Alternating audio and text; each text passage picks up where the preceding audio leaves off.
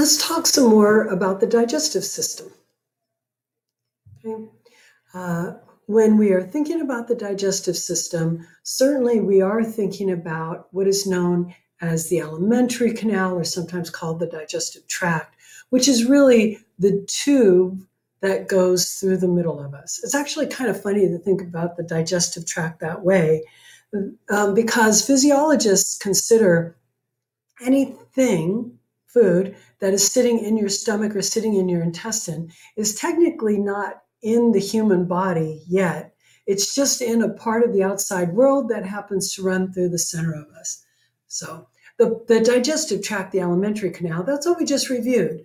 The mouth, the pharynx, the esophagus, the stomach, DJ ileum, then the colon, right? Rectum, anus, right?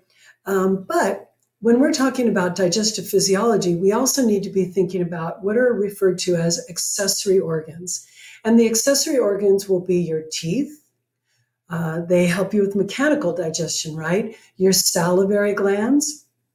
Without saliva, you essentially could not be swallowing most of what we consider food. We also will be thinking about the liver. The liver adds bile into the food that you've eaten, and that helps you to digest fat. The gallbladder, it stores and concentrates the bile. And then the pancreas. The pancreas is responsible for making most of the enzymes that are going to allow you to digest your food. So we'll be talking about all of those parts as well. Let's start with the mouth.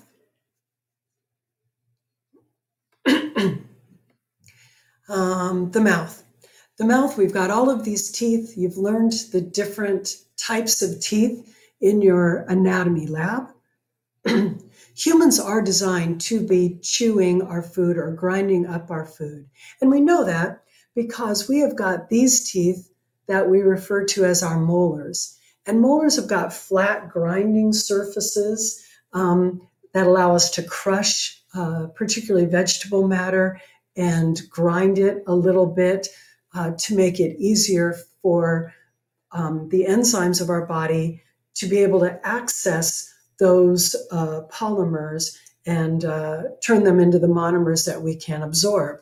If you look at the teeth of your pet dog or pet cat, you will find that they don't actually have molars of that shape in the back of their mouth. They've got more cutting kind of teeth. All right? Oops. Another thing that I like to think about is that our tongue and our cheeks and our lips, they are all very actively participating in this process of ingestion. And the next time that you're eating, maybe you're eating right now. Go ahead, eat something right now because you're not in class, right? If you would think about what your tongue is doing while you are chewing, it's pretty remarkable. Your tongue is going to wrap up the mouthful of food that you have and press it in between the molars. Your cheek is going to contract to make sure the food stays between the molars. And then as you bite down, your tongue makes sure that it gets out of the way, because otherwise you bite your tongue a whole lot, right? And then you'll do a couple of chews on that side, and then your tongue will wrap it up again and maybe push it between the other side, or maybe wrap it up and push it between that side again. And then your tongue is going to decide, it's time to swallow it.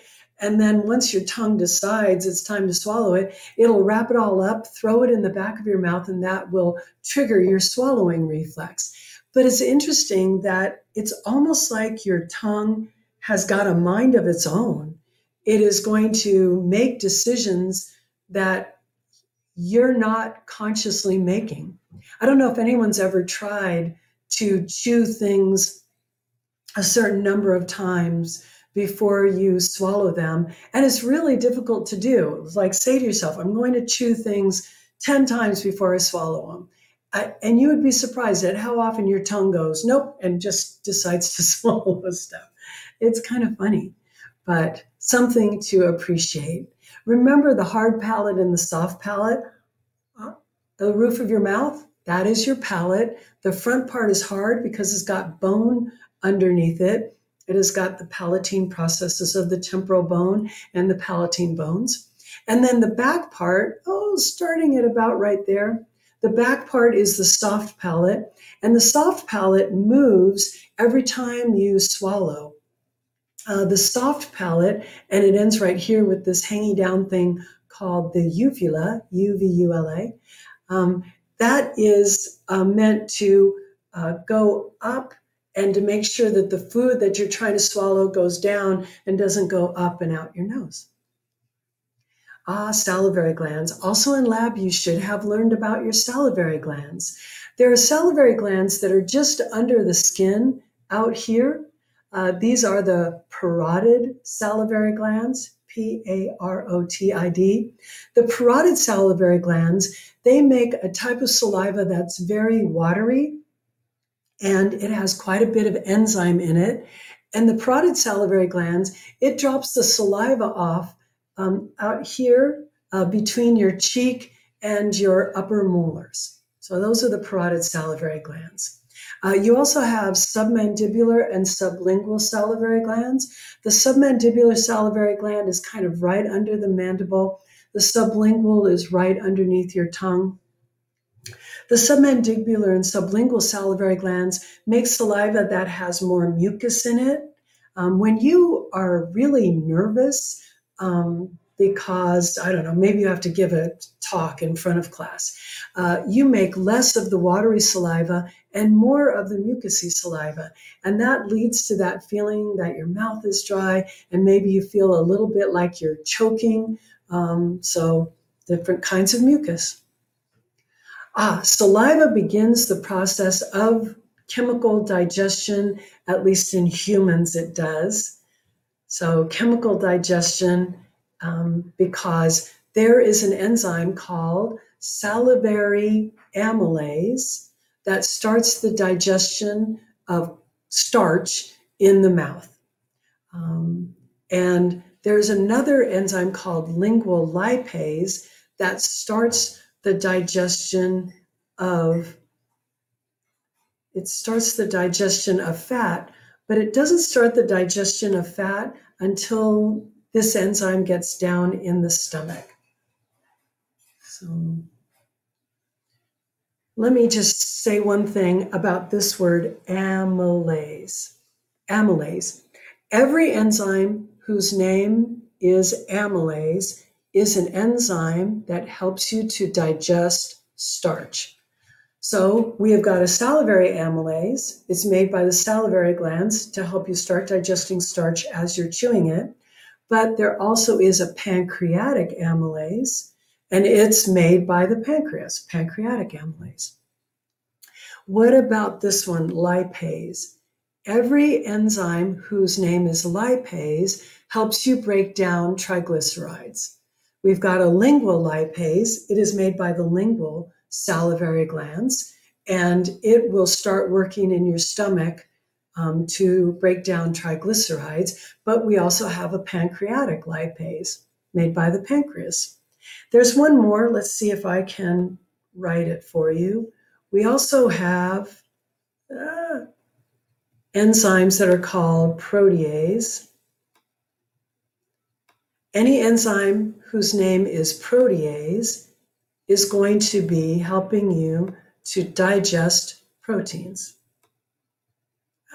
That was terrible. All right. I really got to work on that. Okay, so protease. Righty. So let's do a summary of the mouth.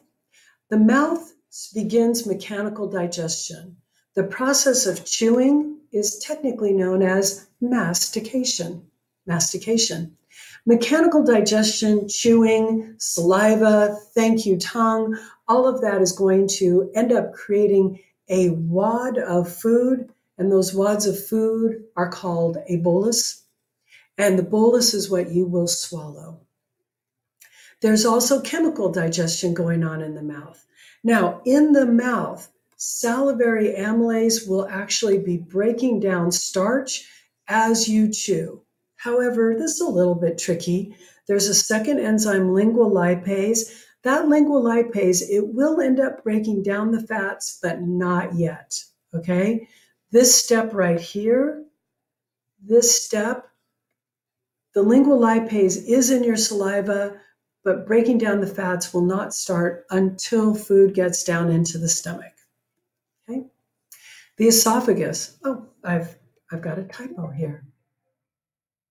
The esophagus. The esophagus, I could talk about quite a bit, but what can't I talk about for quite a bit, right?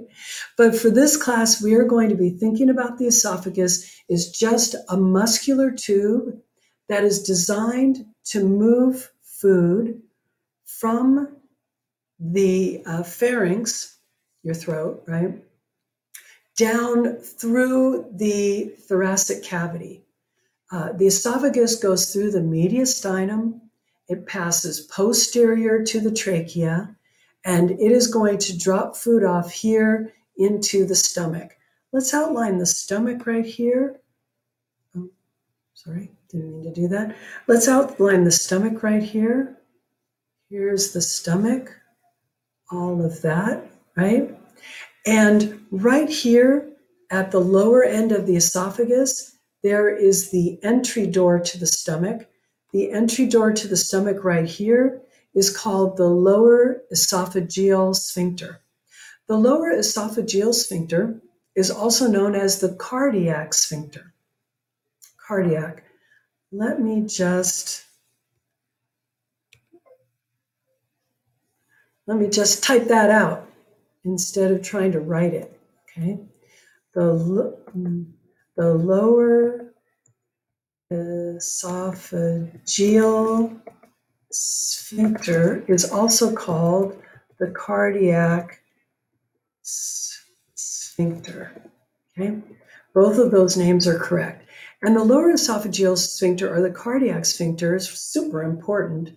It is designed to keep your food and all of these wicked acids that the stomach is going to add to your food. It's designed to keep all of that stuff down in here, okay? The lower esophageal sphincter. What is the esophageal hiatus? The esophageal hiatus is not a sphincter. The esophageal hiatus is the name for the hole in the diaphragm that allows the esophagus to go through it, the esophageal hiatus. The lower esophageal sphincter is going to be the door that's designed to keep all of the acid that your stomach makes inside of your stomach. Why? Because if acid splashes up into the inside of this part of the esophagus, it will actually digest your esophagus. That's crazy, right? You know, the inside of the esophagus, it's pretty strong, but it is not designed to hold all of the wicked enzymes and acid that is designed to work inside of the stomach. So this lower esophageal sphincter, it's important that it stays shut, because if these wicked enzymes get up into the esophagus, then they will actually digest the inside of the esophagus. And if that happens, it'll actually cause like a sore, almost as if you've got like a little chemical burn on your hand.